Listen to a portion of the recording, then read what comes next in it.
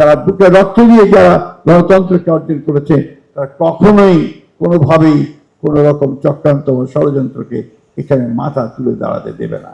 দেশের যে স্থিতিশীলতা আছে সেই স্থিতিশীলতাকে বিনষ্ট করবার একটা পায়তারা চালাচ্ছে। আমরা একটা কথা খুব পরিষ্কার করে জানাতে চাই, জনাব তারেক রহমানের সরকার জনগণের সরকার। জনাব তারেক রহমানের সরকার জনগণ দ্বারা বৈধ উপায়ে নির্বাচিত হয়ে 2/3 মেজরিটি সরকার গঠন করেছে।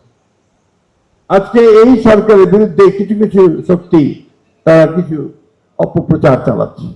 শুধু তাই নয়, দেশের যে স্থিতিশীলতা আছে সেই স্থিতিশীলতাকে বিনষ্ট করবার একটা পায়তারা চালাচ্ছে।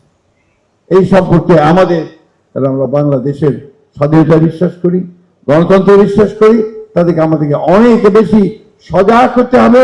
এবং শুধু সজাগ নয়, আমাদেরকে সংগঠিত হতে হবে যাতে কোনো রকম চক্রান্ত আমাদের জনগণের আশঙ্কা পরিপূর্ণ করবার জন্য যে সরকার যা গেছে তাকে স্থিতিশীলতা বিনষ্ট করতে না পারে। বন্ধুগণ, আমি এই কথাগুলো এই জন্য বলছি, গতকাল আমরা দেখলাম যে কয়েকজন নেতা রাজনীতিরা তারা বিভিন্নভাবে এই সরকারের বিরুদ্ধে কথা বলছে এবং আবার এই স্থিতিশীলতা বিনষ্ট করবার চেষ্টা করছে।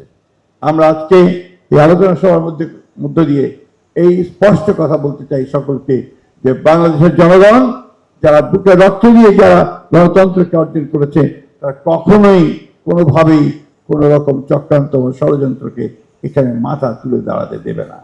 একই সঙ্গে আজকে আমরা ভারতের সরকারের কাছে একটা স্পষ্ট বার্তা জানাতে চাই এই আলোচনা সভার মধ্য দিয়ে, জ্বালাপ আলোচনার মাধ্যমে অবিলম্বে এই ফারাক্কার যে চুক্তি সেই চুক্তি বাংলাদেশের জনগণের সঙ্গে আলাপ করে তাদের অভিপ্রায় অনুযায়ী তাদের চাওয়া অনুযায়ী এটাকে সম্পাদন করতে হবে। এটা হচ্ছে খুব পরিষ্কার কথা আমাদের।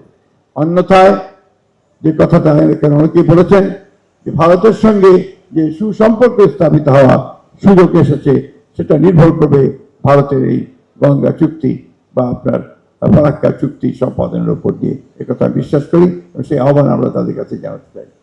আসুন আজকে এই আলোচনা মধ্যে দিয়ে আমরা আমাদের যে সমস্যা সম্পর্কে জানলাম সেটা জানা শুধু নয়, সেটা যেন আমরা আমাদের দলের কাছে নিয়ে যেতে পারি, মানুষকে বোঝাতে পারি, সে কাজটা আমাদের করতে হবে। আর সবচেয়ে বড় কথা যেটা, যে বাংলাদেশের স্বার্থ বিনষ্ট করে আমরা কখনোই কোনো চুক্তি কাউকে করতে দেব না, এ ব্যাপারে আপনারা নিশ্চিন্ত থাকতে পারেন।